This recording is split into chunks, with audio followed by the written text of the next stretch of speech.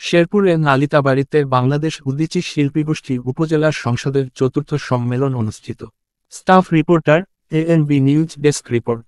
আমরা তো লড়ছি সমতার মন্ত্রে, থামব না কখনোই শত ষড়যন্ত্রে স্লোগানকে ধারণ করে অনুষ্ঠিত হল বাংলাদেশ উদীচী শিল্পীগোষ্ঠী শেরপুর জেলার নালিতাবাড়ী উপজেলা সংসদের চতুর্থ সম্মেলন। সম্মেলনে উদ্বোধন ঘোষণা করেন শেরপুর জেলা সংসদের সভাপতি অধ্যাপক তপন সারোয়ার। শনিবার 18 জানুয়ারি সকালে সেজুগতি অঙ্গনে সম্মেলনে অ্যাডভোকেট সুধাংশু কালোয়ারকে সভাপতি ও প্রিন্সিপাল মুনিরুজ্জামান মুনিরকে সাধারণ সম্পাদক করে 21 সদস্য বিশিষ্ট উপজেলা কমিটি ঘোষণা করা হয়।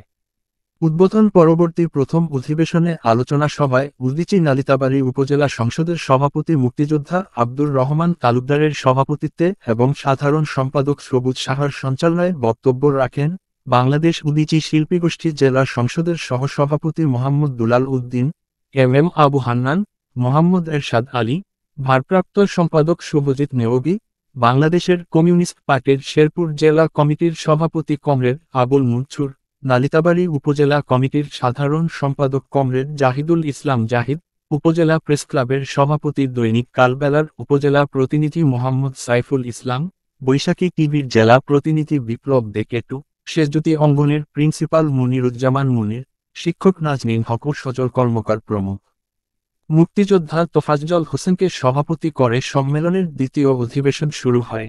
এতে 5 সদস্যের সাবজেক্ট কমিটি অ্যাডভোকেট সুধাংশু কালোয়ারকে সভাপতি ও প্রিন্সিপাল মুনিরুজ্জামান মুনিরকে সাধারণ সম্পাদক করে 21 সদস্য বিশিষ্ট উপজেলা কমিটি ঘোষণা করা হয়। উপস্থিত সকলেই সেই কমিটিকে হাত তুলে সমর্থন জানান এবং সংগঠনের নিয়মে কমিটির নতুন সদস্যদের শপথ পাঠ করান শেরপুর জেলা সংসদের সভাপতি অধ্যাপক তপন সারোয়ার। কমিটির অন্যান্য সদস্যরা হলেন সহসভাপতি সবুজ সাহা, নাজনীন হক, তাপসী সাহা, সহ সাধারণ সম্পাদক অ্যাডভোকেট সমীর উদ্দিন ও সাংবাদিক মিজান শেখ, কোষাধ্যক্ষ অমিত চক্রবর্তী।